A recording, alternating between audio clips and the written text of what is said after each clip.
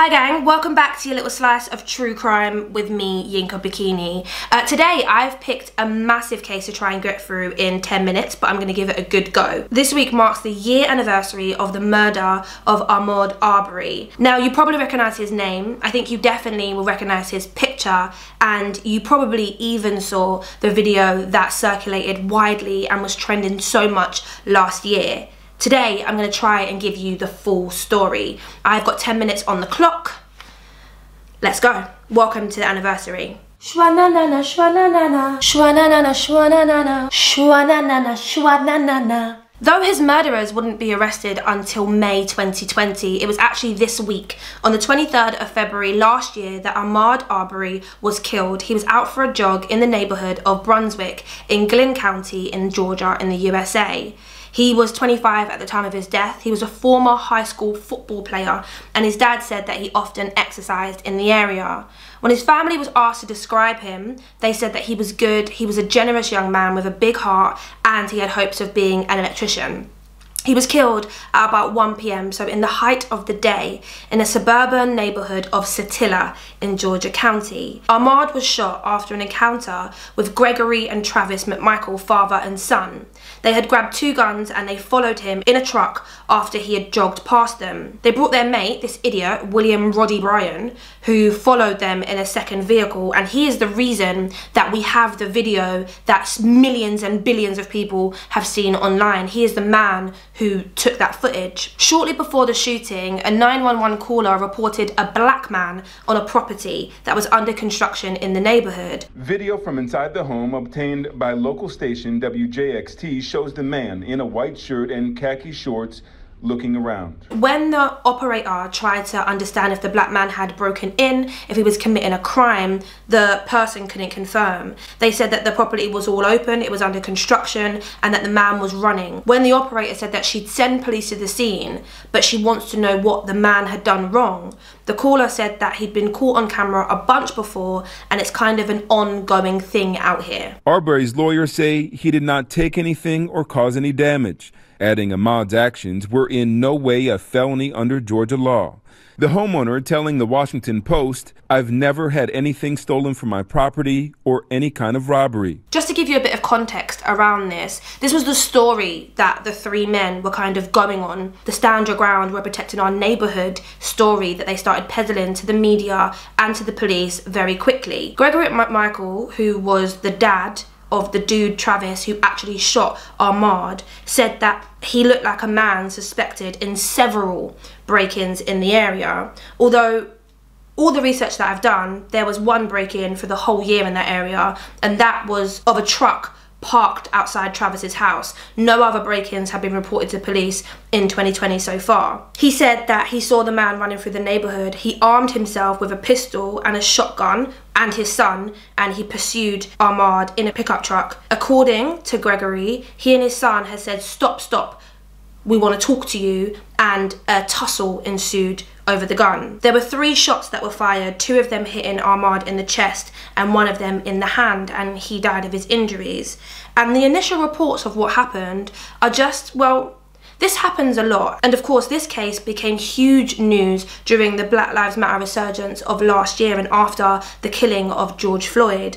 But this just happens so much where the perpetrator, the villain in this case, their word is just taken for gospel. They start wrestling and Travis shoots him around the damn chest. The guy was trying to take the shotgun away from him. The police report took what Gregory McMichael said as facts, and most of it was what he had reported to the local news. And it was literally the trope of protecting the poor neighbourhood and doing everyone a solid from the scary black criminal, a man who was just running at 1 p.m. I would have stopped, you know, I mean, find out what was going on. He obviously was up to something. I mean, this would have never happened.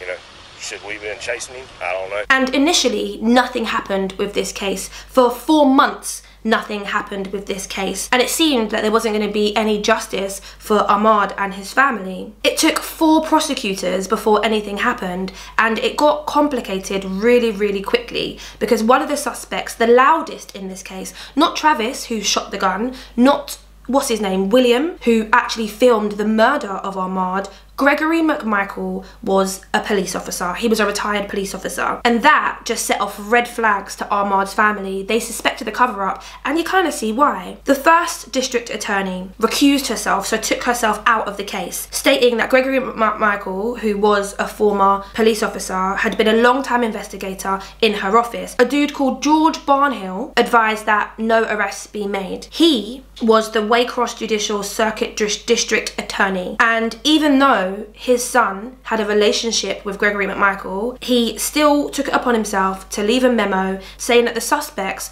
were in hot pursuit of a burglary suspect. What burglary? When they shot Arbery as he jogged through the neighbourhood.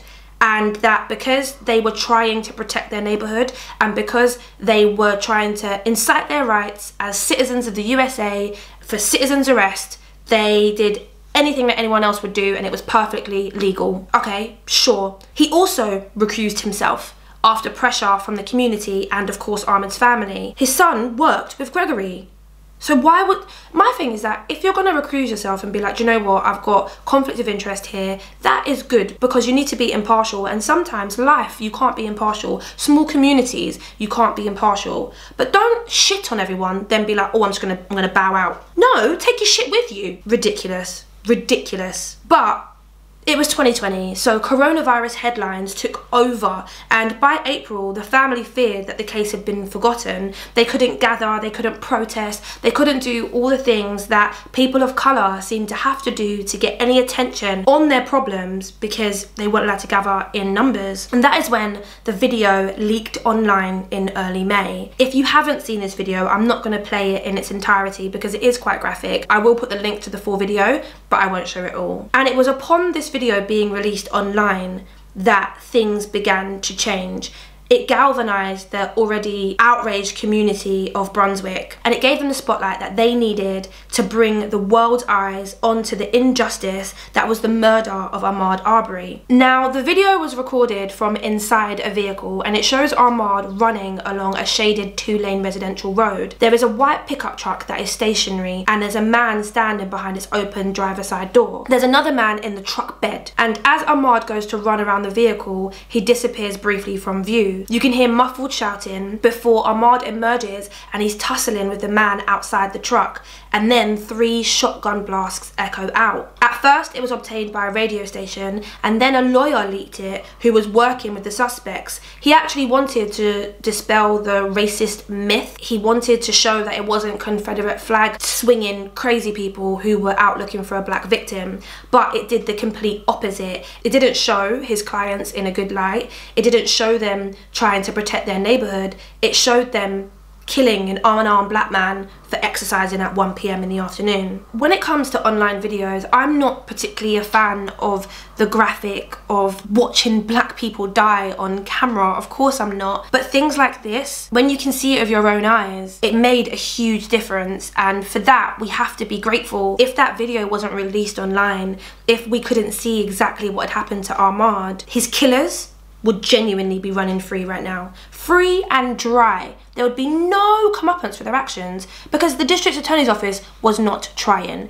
It took more than 2 months. It was 74 days before everybody was finally arrested. The father and son, Travis and Gregory, and that idiot William. They were all charged with murder. Even though Travis is the one that pulled the trigger, they all pursued an unarmed man. And William was also charged with attempting to imprison because he was trying to make sure that Ahmaud didn't have anywhere to go, that he was trapped. Ahmaud Arbery would have turned 26 on May 8th, and the hashtag #IRunWithMaud went completely and utterly viral on Twitter.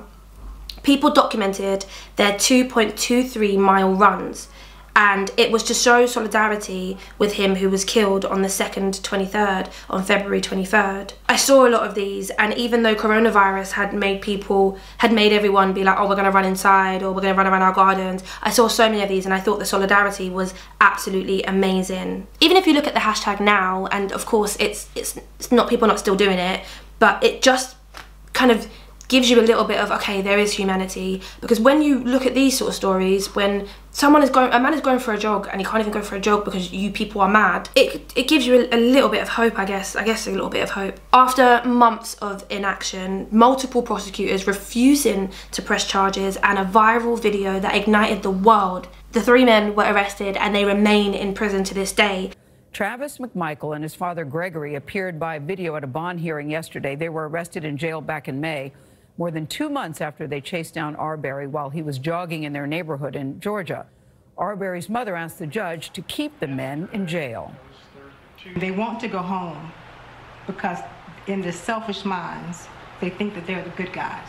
The trial date hasn't been set yet, and I think that's because of coronavirus. There's a state review of the case because of the inaction of the prosecutors. There are allegations of misconduct by local authorities, but they are still in jail awaiting trial. I will update you when we receive more on this case. But our 10 minutes are up. Hopefully I gave you enough information. All of the research that I did is in the description box, so please use that to get the full story, and I will be updating you when there is more on this case, when the trial starts and it comes to its conclusion. Until next week, I just want to say goodbye. Thanks again, and don't forget to like, comment and subscribe and all them things there for more bite-sized true crime content with me, Yinka Bokinni.